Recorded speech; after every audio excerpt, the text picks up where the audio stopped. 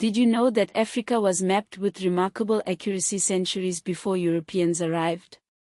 The history of African cartography is a complex tapestry woven from ancient external depictions, indigenous traditions, and colonial-era cartography that reshaped borders and power. This story begins long before the scramble for Africa, in the ancient world where Africa was often represented as one part of the inhabited earth. Greco-Roman and medieval TO maps placed Africa, or Libya as it was often called, alongside Europe and Asia.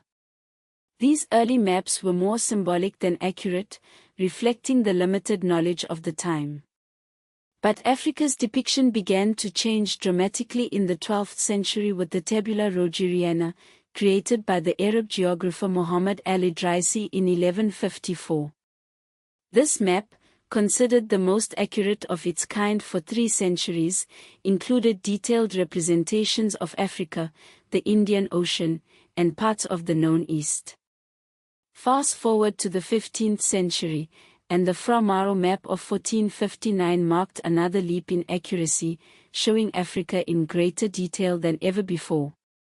This period also saw the rise of Portuguese exploration, which significantly improved European knowledge of Africa's coastline. In 1488, Bartholomew Dias reached the Cape of Good Hope, a milestone that would open the Atlantic trade routes and change the course of African history. By 1500, Juan de la Cosa's world map reflected the growing European understanding of Africa's outline, and the Cantino Planisphere of 1502 showcased Portuguese geographic intelligence. The first printed map to depict Africa alone appeared in 1508, and Sebastian Munster's map of Africa in 1544 further refined the continent's depiction. But these European maps tell only part of the story. Indigenous African mapping traditions existed long before European cartographers arrived. These maps were functional, encoding routes, rivers, trade corridors, sacred spaces, territorial authority, and political memory. While many of these maps have been lost to time, some have been uncovered in West Africa and Ethiopia, offering glimpses into pre-colonial African spatial knowledge. The scramble for Africa in the late 19th century marked a turning point in African cartography. The Berlin Conference of 1884 to 1885 formalized European claims and accelerated boundary making, with major cartographic consequences. The interior of Africa, largely unmapped in European cartography until then, was now subject to detailed surveys, boundary commissions, and administrative maps. These maps were not neutral, they were tools of military surveying, taxation, extraction, and border enforcement. Colonial borders were often drawn without regard to historical, ethnic, or ecological regions, producing states whose modern boundaries still reflect colonial compromise. Today, many African borders descend directly from late 19th century colonial cartography and diplomacy. Contemporary disputes over land, water, ethnic territory, and border demarcation often trace back to colonial survey lines.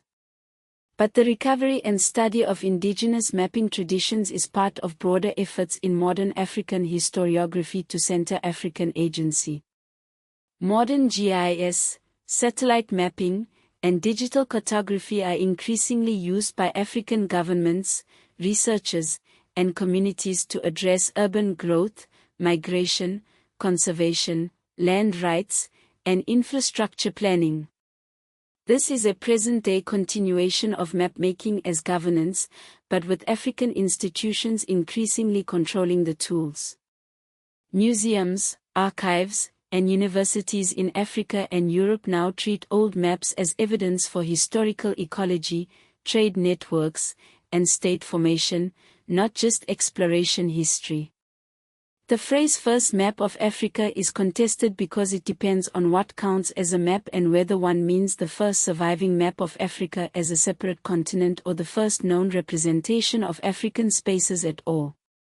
Eurocentric histories of cartography often erase indigenous African mapping systems by treating European survey maps as the beginning of real mapmaking.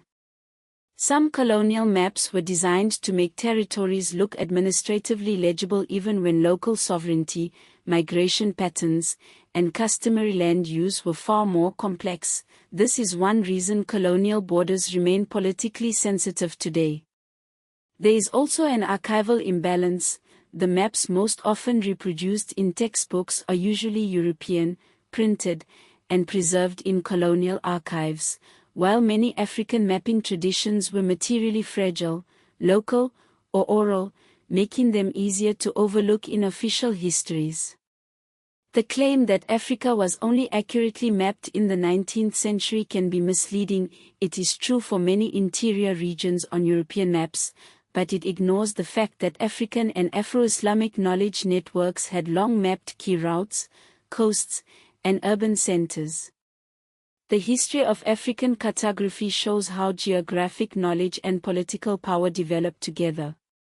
Maps were used to navigate, trade, conquer, tax, and govern. Medieval and early modern maps helped integrate Africa into wider Islamic, Mediterranean, and European knowledge systems, especially through scholars like Al-Idrisi and later Iberian cartography. The Portuguese mapping of the African coast helped open and stabilize Atlantic trade routes, which became central to the history of the slave trade, gold commerce, and imperial expansion. Colonial-era mapping became a technology of state control. The scramble for Africa required surveys, boundary commissions, and administrative maps that turned diverse territories into colonial possessions. Modern African borders still reflect the legacy of those colonial mapping decisions, especially where borders split linguistic, ethnic, or ecological regions established long before European partition. The history of African maps is not just about geography, it's about power, culture, and the enduring impact of colonial decisions on the continent today.